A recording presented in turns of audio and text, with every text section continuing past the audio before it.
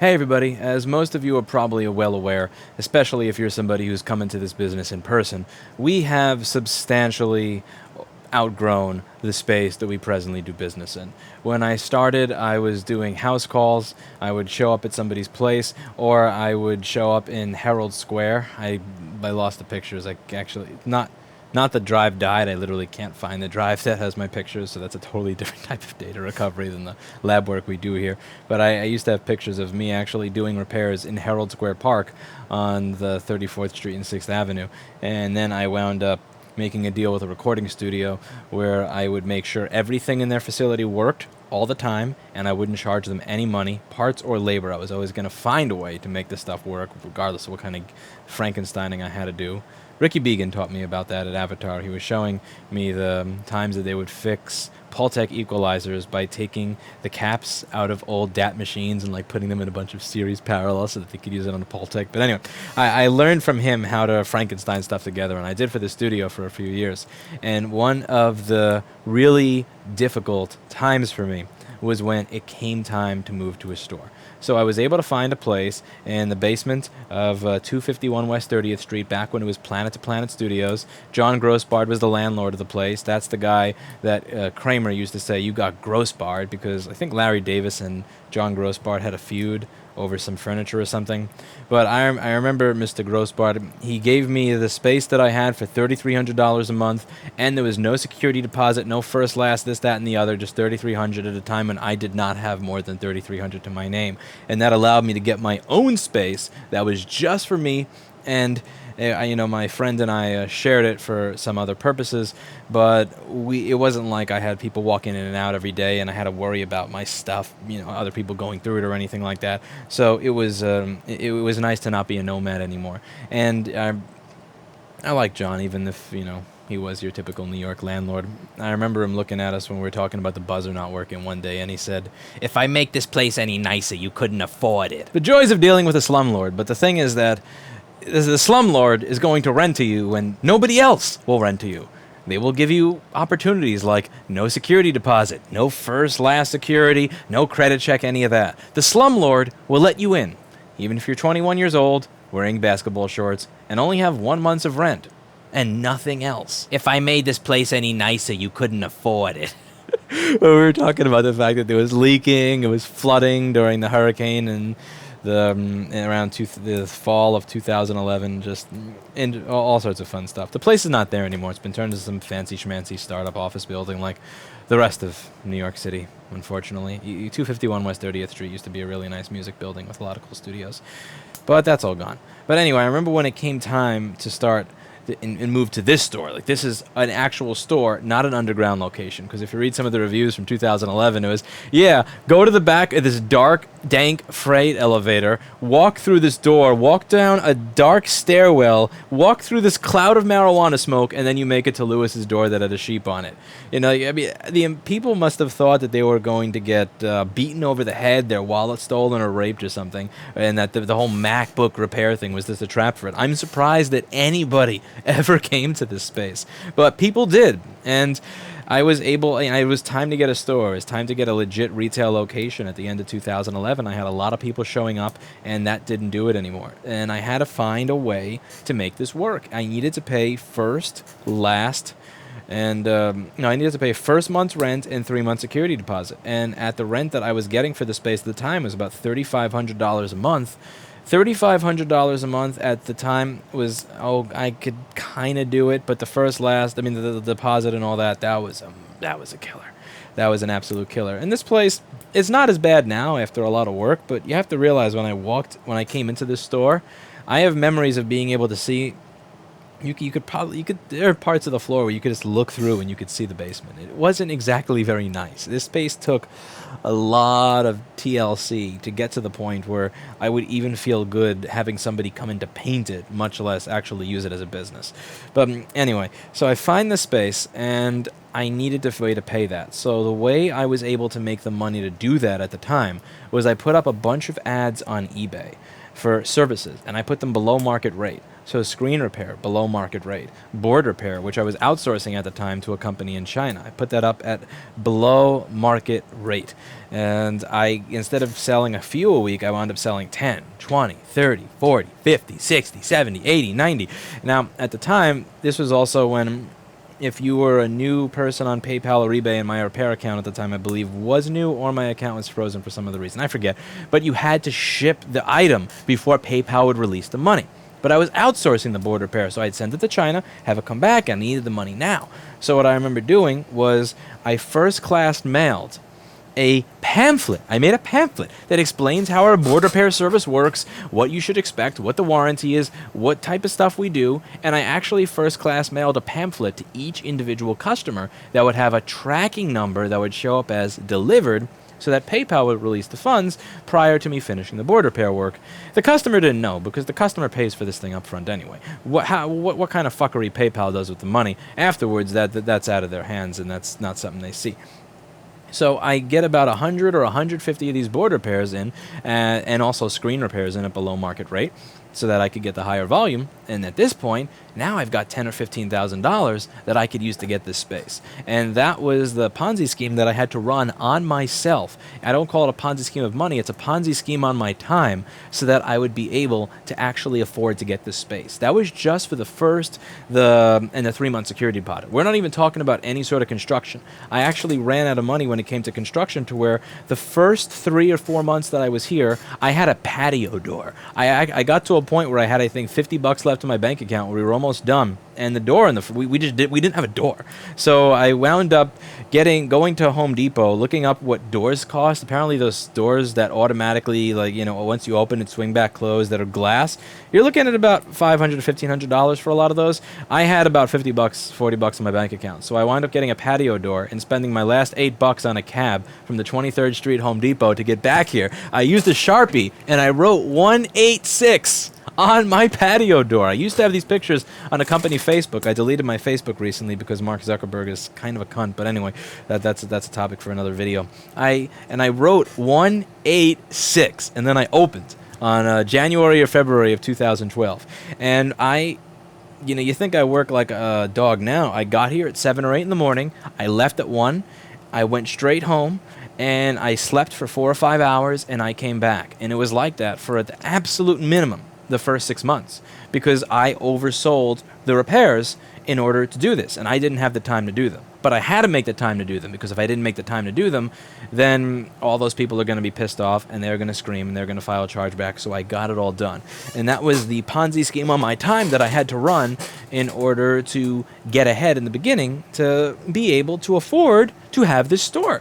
So it's awkward when I listen to myself now, just looking at this place and going, this place is such a dump. I can't fit anything in here. I can't expand. I can't grow. We can barely walk past each other. Because there was once a time where I was working a legit 17 to 18 hours a day every single day for several months, just so that I could go from being at a point of poverty to being able to actually have a fucking store. And it's something that's really easy for me to lose sight of now, that it's 7.5 years later. There's a YouTube channel with almost 1 million subscribers. There's 23 to 40 boxes that are showing up every single day with high profit, high margin repairs in them.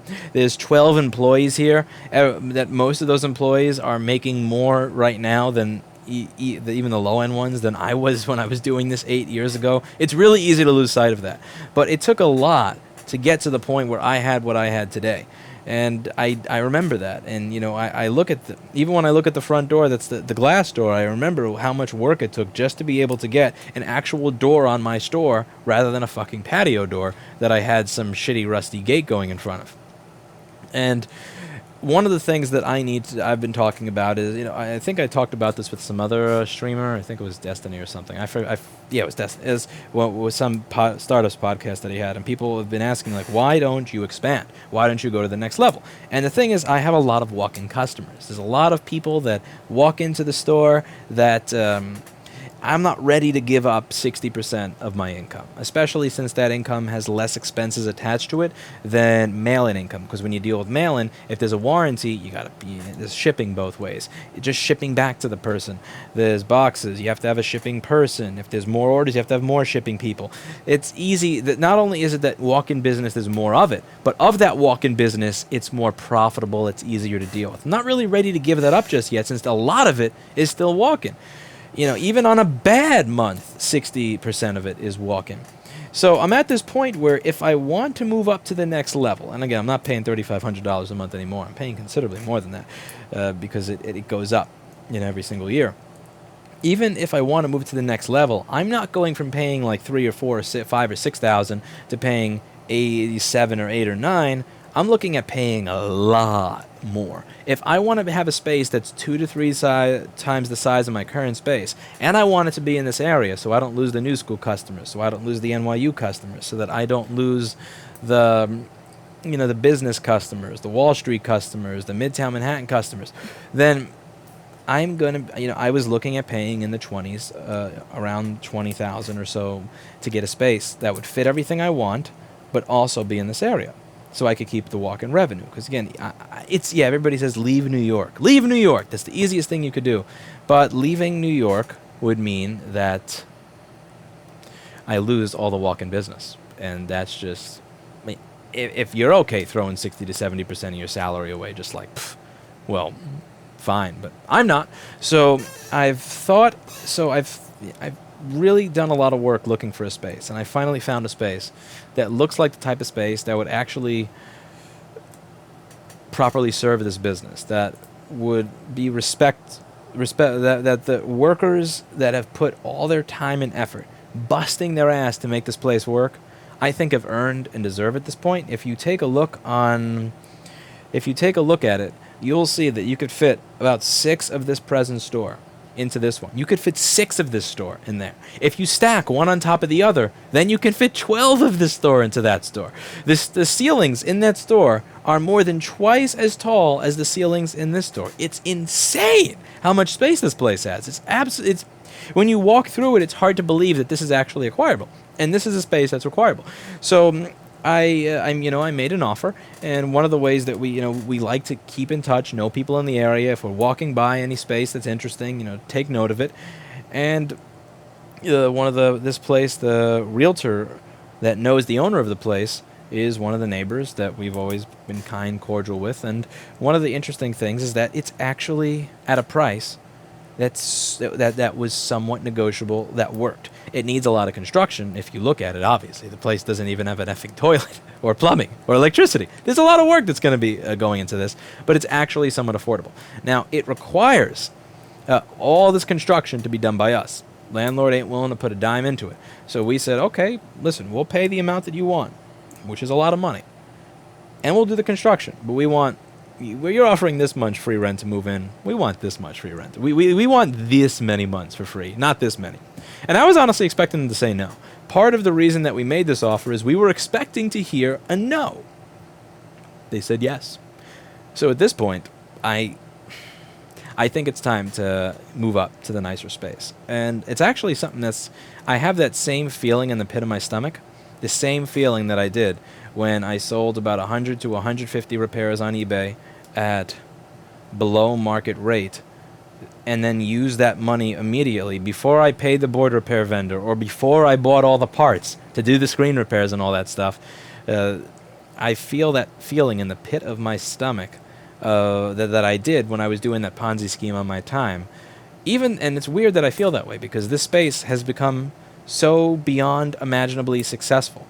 There was a dude that offered me $80,000 to close that I talked about in a recent video. The guy had 4 stores. Then he had 1. And now that 1 store I don't even think is his anymore. He subleased it out to somebody else and gave up and went to open another type of business altogether because his business failed because he was an asshole. There were 3 other repair shops within a half-mile radius of me, and those 3 places have all closed within several years of us opening here.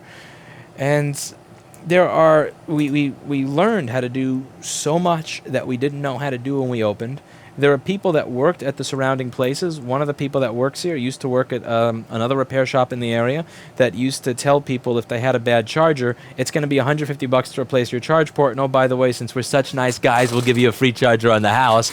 That pays people fucking 10, 12 hours, 10 to 12 bucks an hour to fix stuff rather than what they should actually be getting if they're good at it. You know, we took some of those employees, we paid them well, we got them, we've learned a lot, we've come a long way, and the best part of it is I got to share it with so many of you people. I mean, there's, like, the fact that there's 900,000 people watching this, I can't fathom, I can't imagine. My brain is not able to comprehend the number of people that watch this shit every day.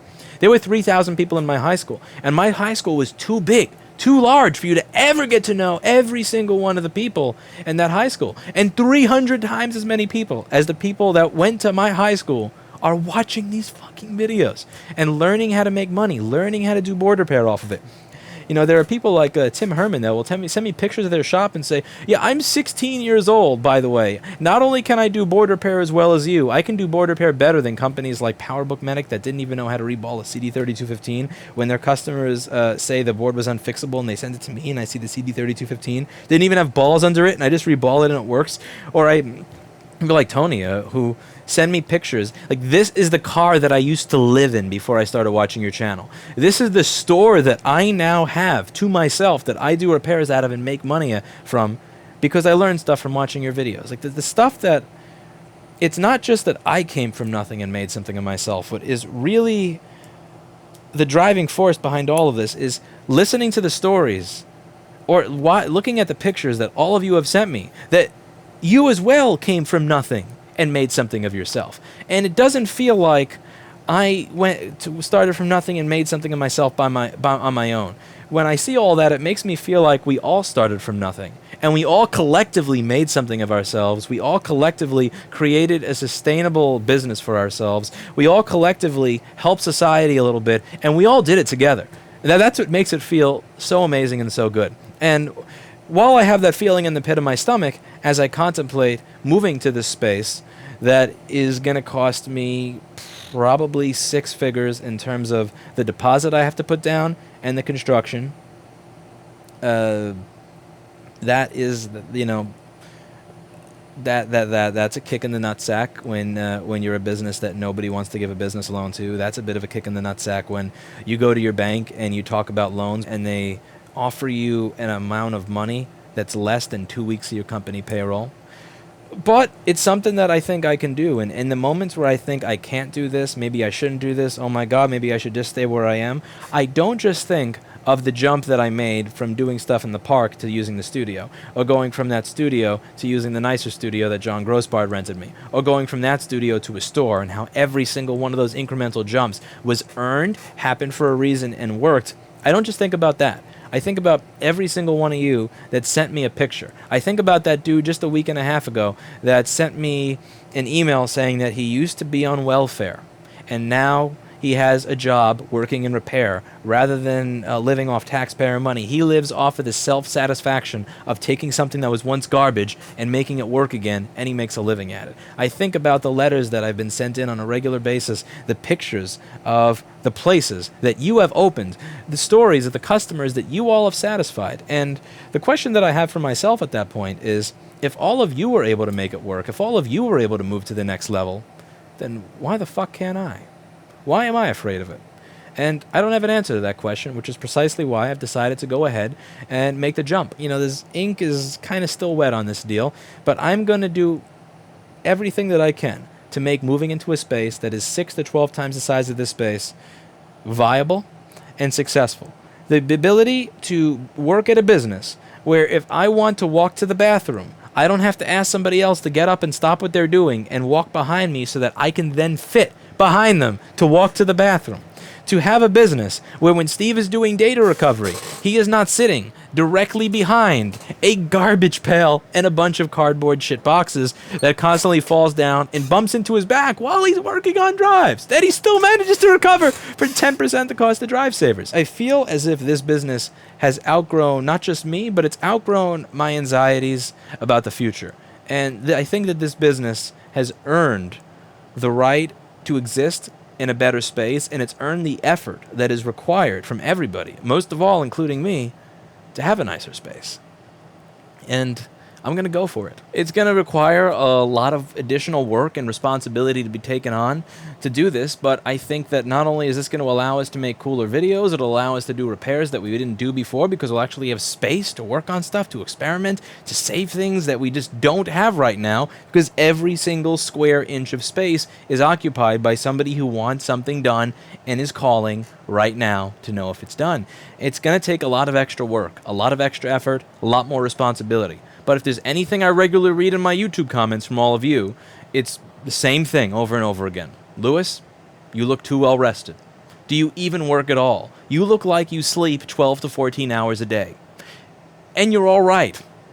It's about time that I get up and put just a little bit more work in. Maybe sleep 1 or 2 hours less a night in order to accomplish something that's really important. Moving to the next level, as I have many times before, as I've encouraged many others to do. And frankly, if you're all able to do it, then what excuse do I have for not being able to do it?